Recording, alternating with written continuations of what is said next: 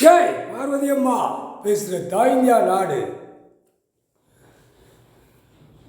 மதுரை, சிவகங்கை, ராமநாடு, ராமேஸ்வரம்,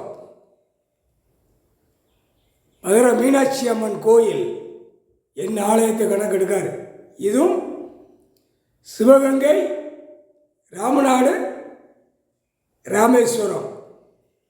ஊடாலப்பட்ட மலையை குடையணும்னு டெல்லியில் பட்ஜெட் போட்டிருக்கான். அரசியல்வாதி எல்லாருமே கூட்டுக்கள் அனுப்பிங்க உட்காந்து அப்படியே தட்டுவான். 4 பேர் தட்டுவான், 4 பேர் ஓடுவான், 4 பேர் தட்டி இதே சோழியாக இருப்பான்.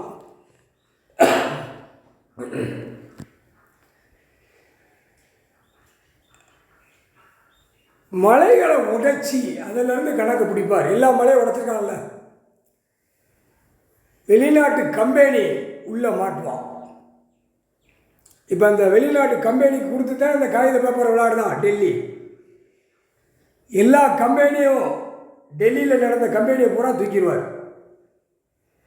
இராணுவ முப்படையை வச்சு தூக்குவார். கடவுள் ஈஸ்வரன் பரமசிவன் கணக்கு போட்டார்.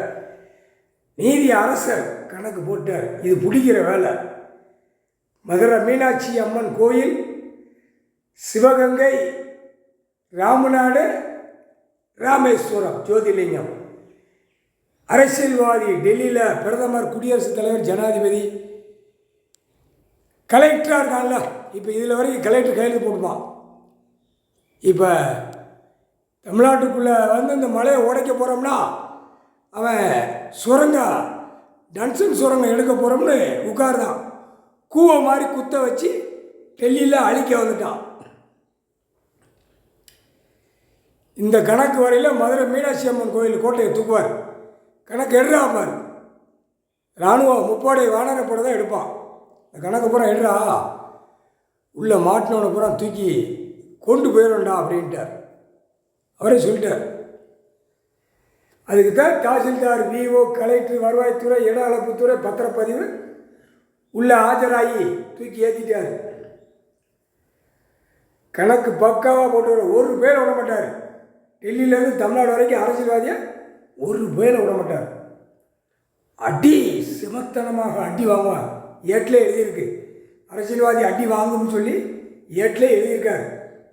ஆணும் பெண்ணும் அடி லத்தி கம்பு கொடுக்குற குடும்பம் பயங்கரமாக இருக்கும்.